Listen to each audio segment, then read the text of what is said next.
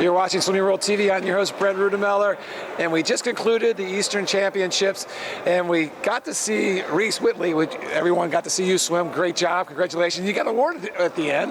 Was it the most valuable? Yeah, swimmer of the meet. Swimmer of the meet. I got that last year too, so just keeping it rolling. All right, you gotta find more bookshelves and more trophy cases. That's right. But with him is his father, Dr. Karl Whitely, and then.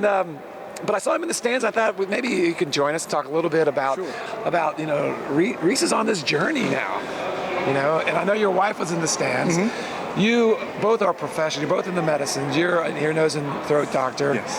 And your wife does hematology oncology. Yeah. So very well established, very good.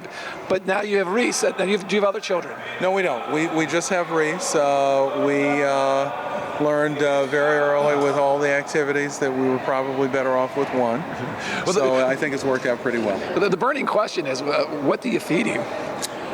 Reece. How did he get so big? Reece's appetite really didn't grow, I'd say, until this past year. It was, you'd be shocked to know how little he ate from, say, the toddler years until pre-adolescence, 11, 12, 13. He really didn't have that big of an appetite. He, in the last year or so, has definitely had a bigger caloric requirement, and we can see that at home. So most families at the home, they have a wall, they have a door, and they're marking the height as you go. Do you have that in your house? We don't. The only time I marked his height at any point, literally in his life, was about 2 years ago when he was 13. And the pediatrician, or at least the nurse in the pediatrician's office, measured him at 7.7 inches. And so I put a piece of tape on a frame in our kitchen that is still there, and that was from August of 2013. And you've probably moved past that by now, I would say. Just a little bit. Not much.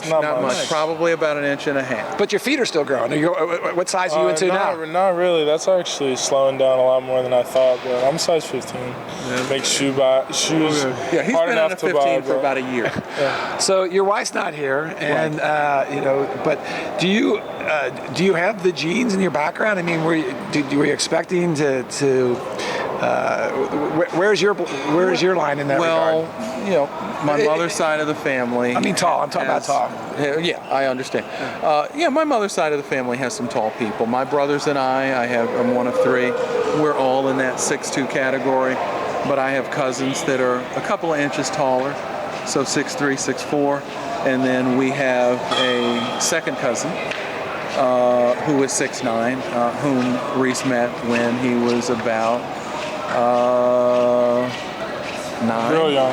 Yeah, he was 8 or 9. It was at a family reunion, and that's cousin Marcus in Chicago. Oh, shout out to cousin Marcus. Yeah, you go. Who's a fabulous social worker. Well, now, I understand you weren't a swimmer, and your wife wasn't a swimmer. Right. How did swimming choose you? I mean, what did you do to support him to get into this? Yeah. And what was that moment where he came home and said, "Dad, I want to be a swimmer"?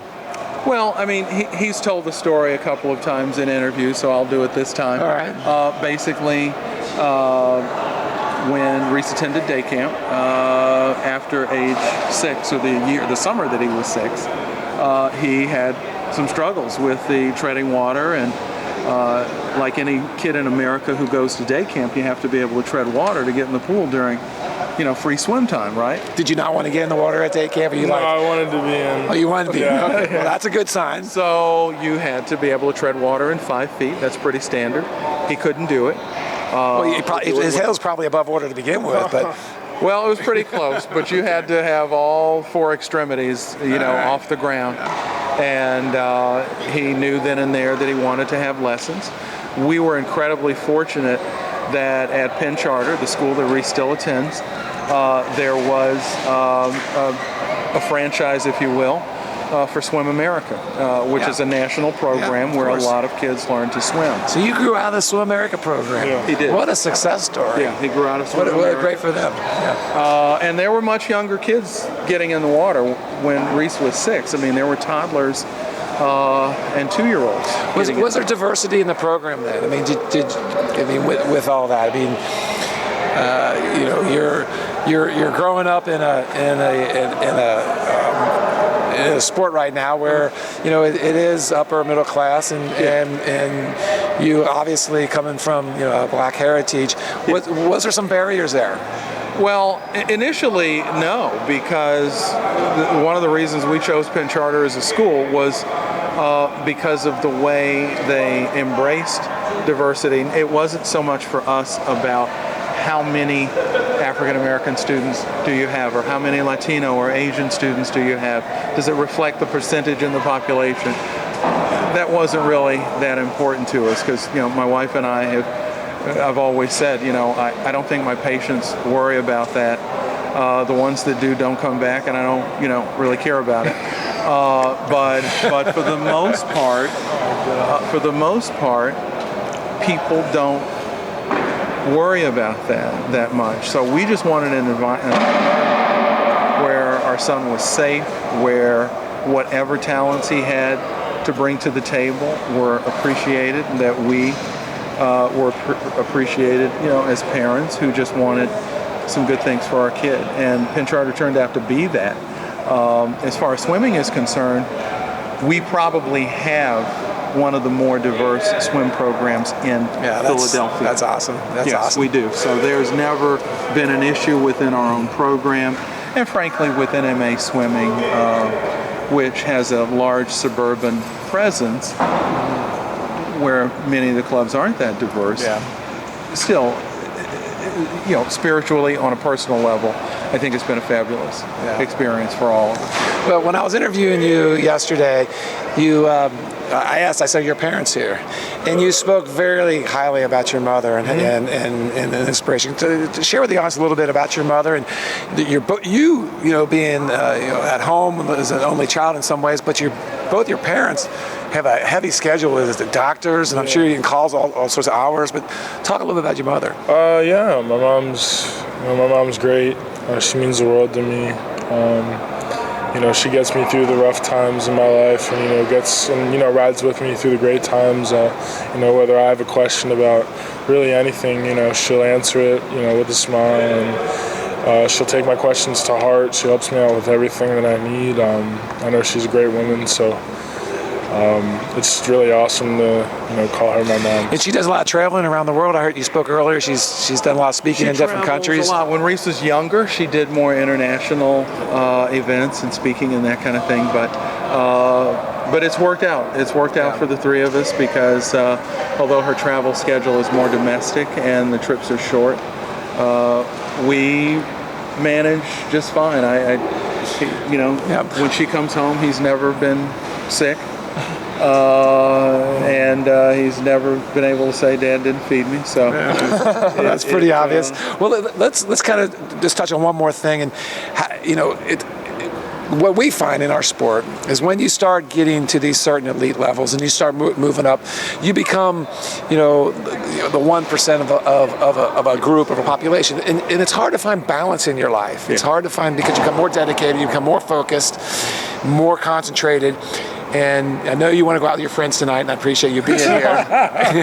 And that's where you find balance. How are you prepared, or are you thinking about this now? How you're going to keep balance in his life, and what do you want from all this?